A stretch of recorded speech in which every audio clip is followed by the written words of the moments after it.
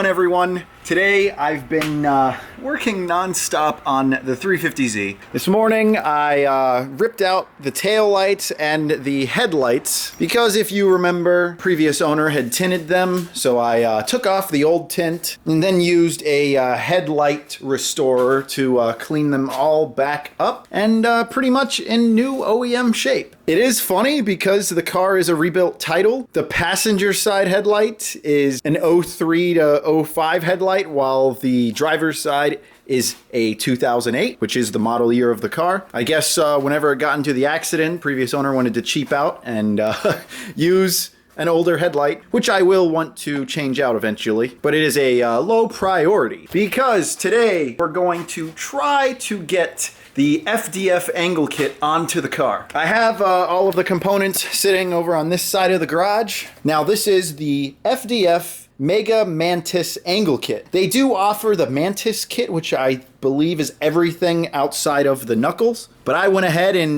went all out with the Mega Mantis. And to make things even more awesome, I went ahead and picked up an extra subframe from the Z-Plug that everyone knows and loves, and took it to my buddy Andrew Huffman's shop to get the steering rack relocated. The old mounting point has the steering rack probably within this vicinity. So what Huffman did is he cut out the core of the subframe, moved the mounting points forward, I think 26 millimeters is what he said, and then re-welded it to the subframe. And you see, one thing that I am struggling with right now is figuring out how I'm going to support the weight of the engine while I swap out the subframe. I looked on the front of the engine to see if there were any points where I could mount the engine hoist to. There really isn't anything that I'm all too comfortable with because I don't know exactly what all these bolts support. I was thinking right up here, but looking at it, it doesn't seem like that would be all that safe because this is just a cover that is held on by adhesive and I'm sure some other bolts. And because I don't know what to do, I've been procrastinating, but in reality, I can go ahead and start just disassembling all of the front suspension components, which is what we'll do.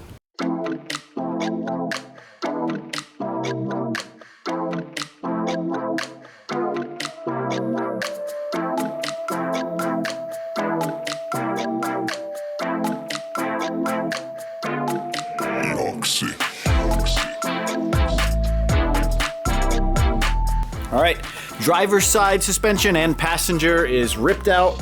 I have it chilling right over here.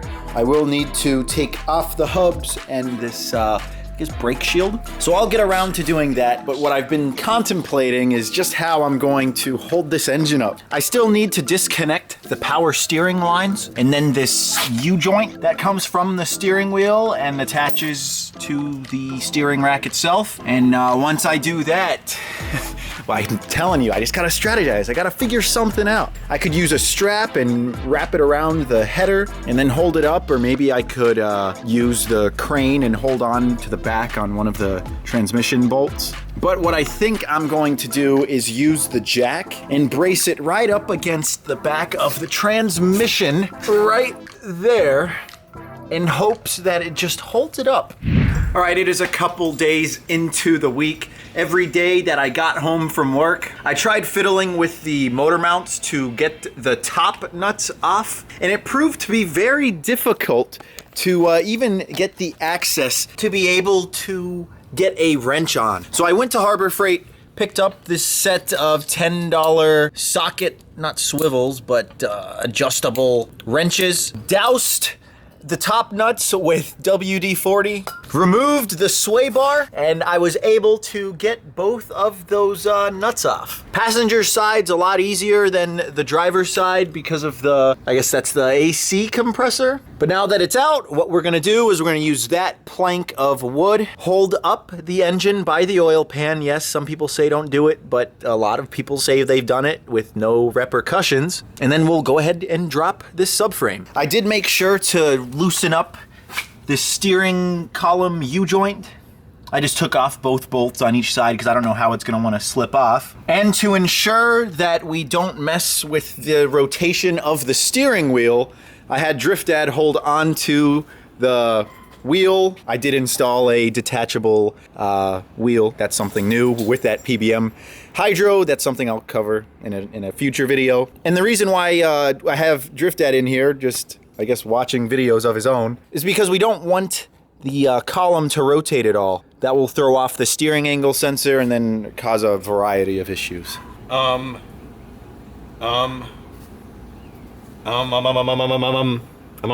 trying to cut down on the ums, okay?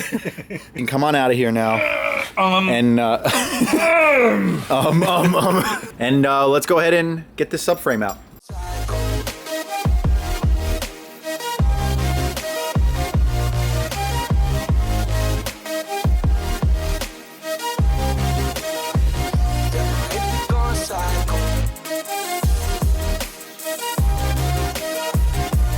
Okay, so we got the subframe out. I was expecting the subframe to drop with the steering rack from this steering joint here, but I guess there's a sheath that this goes into. So no worries there, but what I did, because the rack has been essentially moved forward, and I'm gonna need a little bit of extra length on the steering shaft, I took out maybe an inch on the shaft here from the U-joint, just to give me that extra clearance. Matt the Ginge said that he extended this shaft, which is probably something I'll do in the future. But for now, we'll go ahead and make it work. You can see the difference between the old subframe and the new as far as the mounting locations are concerned. Let me drag it over here. My friend Andrew Huffman did a great job making this work, because now I won't have to use rack spacers, which just degrade the life of your rack. And one last note before we put the subframe back in, there is a difference between HR and DE steering racks. And unfortunately, I did pick up an extra steering rack from the Z-Plug that I won't be using. So we'll just be reusing this one.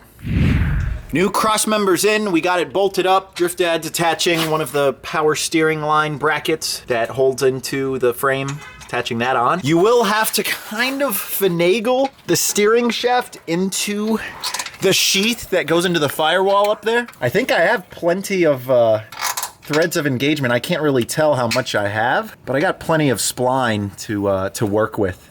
But I think just as an extra safety precaution, I'll get a new shaft, or at least one to get extended.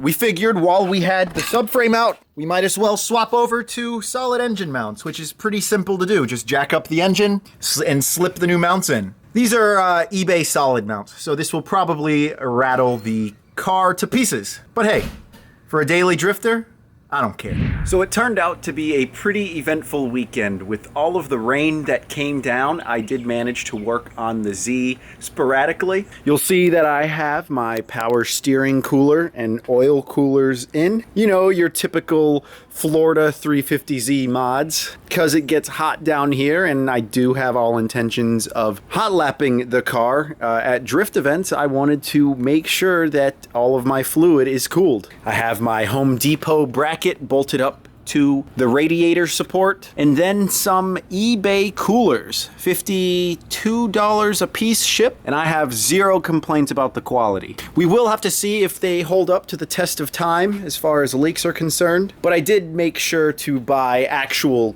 branded fittings, not eBay fittings, and my lines are, I think, of actual quality, although I don't recall the brand. I am pretty satisfied with how I was able to route the lines.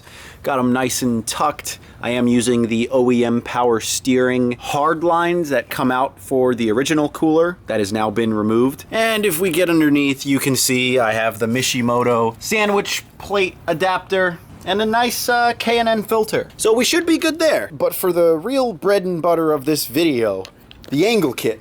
I managed to get the driver's side installed. I really didn't have any idea how it was supposed to go in, so I figured I'd do one side and then show you guys how to do it on the passenger. I did some test fitting real quick and quickly realized that my RPF1's rub, so that's an 18 by 9.5 plus 15 wheel with a 235 tire.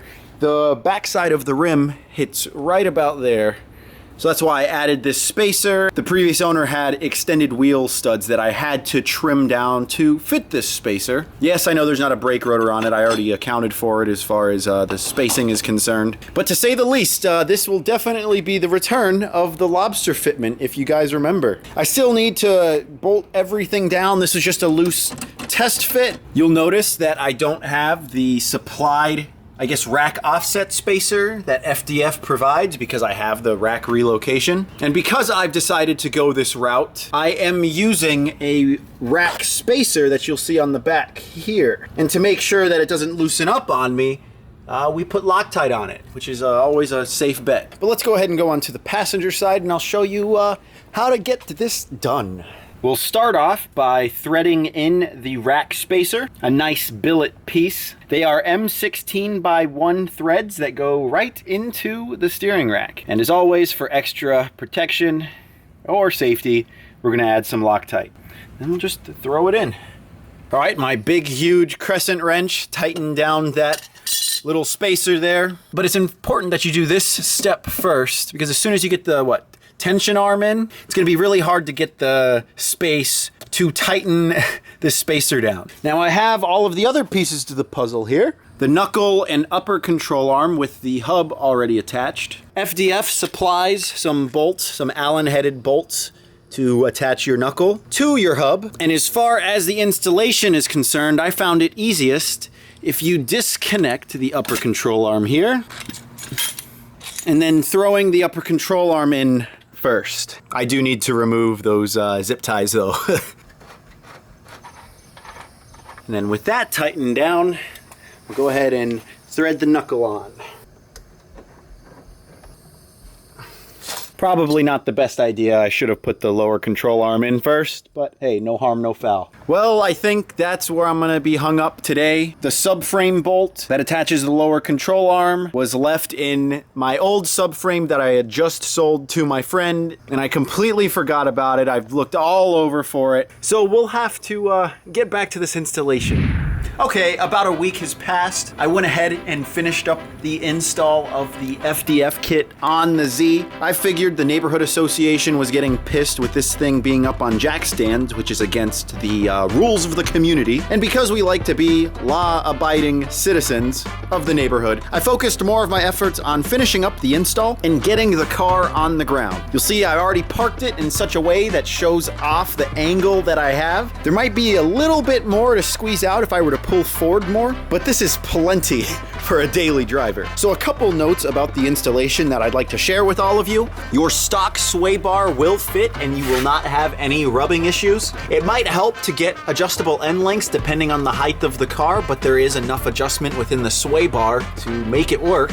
And before you put in any of the underbody bracing, I know there's like a bat wing brace that goes on, you do want to get your car aligned, which I did happen to have my buddy Pedro do for me. And depending on how far out you extend the lower control arm, you're going to need to match it up top with the adjustability in the upper control arm to make sure you don't have too much negative camber. I spent a good amount of time eyeing it because when I took it to get aligned, I didn't want to have to spend too much time jacking up the front end of the car and taking off those two bolts there and then threading out that joint there to get it to work. And I did a pretty decent job as far as making sure that on full lock I have a pretty flat contact patch.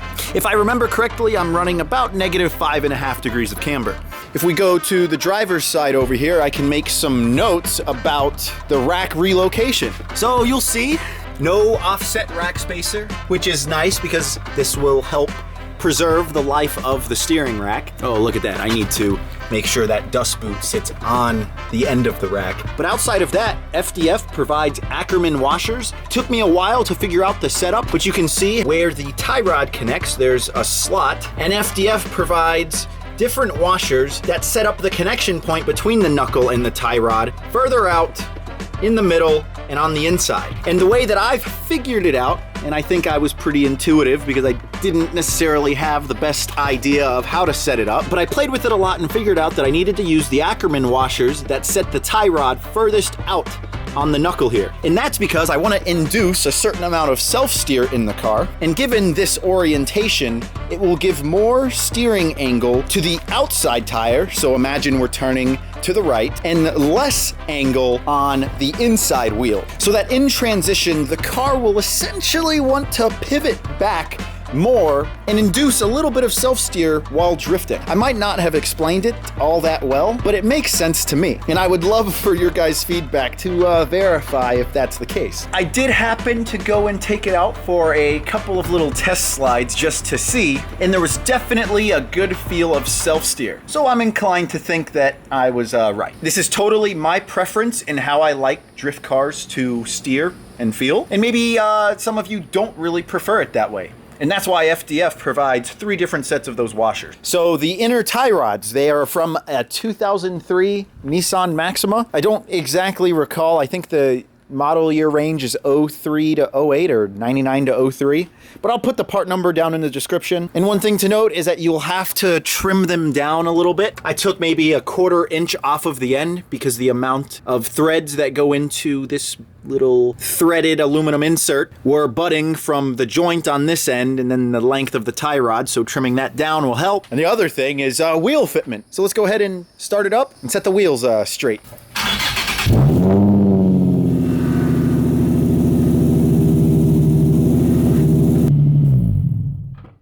I guess quickly, yeah, I changed out the exhaust for the ISR dual blast pipes. And I'll tell you what, this thing is way too loud. But if you look up at the front wheels, behold the return of the lobster fitment. I had to use a 25mm spacer on an 18 by 9.5 plus 15 wheel. Of course, you know I'm gonna be running RPF 1s, but the reason why I had to add that spacer was because of the knuckle going up to the upper control arm. The back of the wheel would rub up against it. So I could probably do with a 10mm spacer, but then that would require me cutting the studs down since they wouldn't sit in the back of the rim.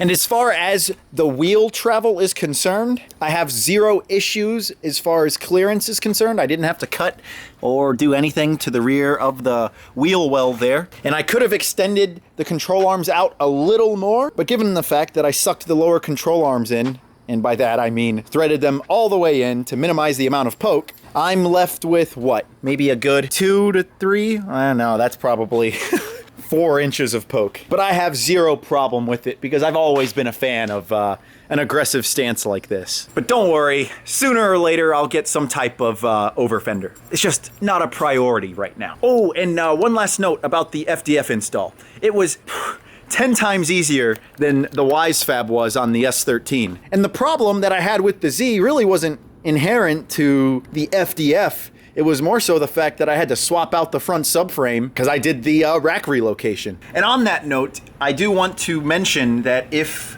you are a Z guy and you want your subframe or front crossmember to have the rack relocation mod, my friend Andrew Huffman does it for, I think, $250. And he'll do it the exact same way he did on mine. Moved it forward, I think 26mm, which is what FDF had recommended. And again, this will just help you increase the life of your rack, since those rack offset spacers are known to just put weird amounts of force on the rack itself. I'll put a link to Huffman's Instagram down in the description, so be sure to hit him up if you want the same thing done on yours. But enough talking, let's take this thing out for a little drive. I know I didn't film any of this install of that PBM Hydro or the Sparco wheel, but hey, I figured, you know, the faster we get this stuff done, the quicker we'll be out on the track.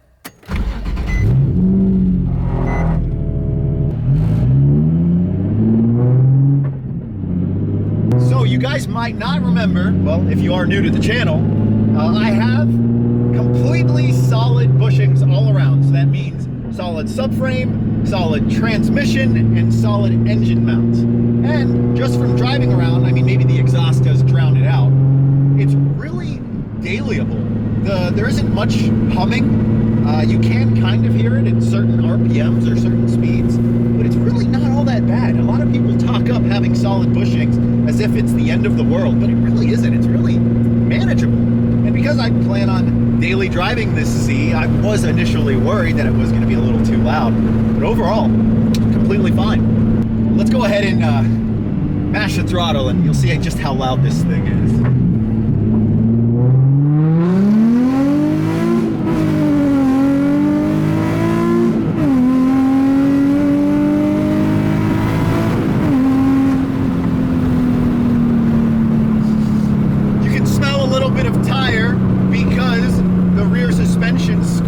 So much since I have 4K springs on those BC Racing DS coilovers. I do need to roll my fenders. That is definitely one thing I need to do.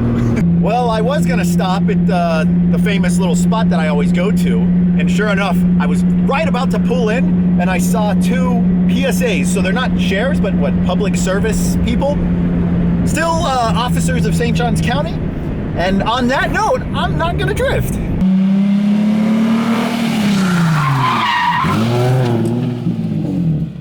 Then again, when I do think about it, it probably isn't the best idea to be street drifting in Florida, given that new law that's passed that I saw circulating around Facebook saying that police officers can take action even if they don't see you in action doing something stupid on the street, but rather seeing it on a video. So for all intents and purposes, if I'm ever doing anything on the street, officers, I'm in Mexico. But with that said, I guess you guys will just have to stay tuned for when we take the Z to OSW to really give the car a proper shakedown with the FDF kit and the PBM rear that I have. Oh, and those BC Racing coilovers. With those 12K front and 4K rear spring rates, I know this thing's gonna be a grip monster. So with that said, I hope you guys enjoyed this video. Big shout out to FDF for working with me on the angle kit. Again, super easy install, really straightforward. If you're someone that daily drives your car, I'll tell you, it drives just like stock, but with more angle, which is awesome. So be sure to check them out and scoop an angle kit. They do lots of angle kits for other cars. And again, thank you, FDF. Now, enough of me talking. It's summertime now. I want to go to the beach to skimboard. So I hope you guys have an awesome day, and I'll see you next time. Peace.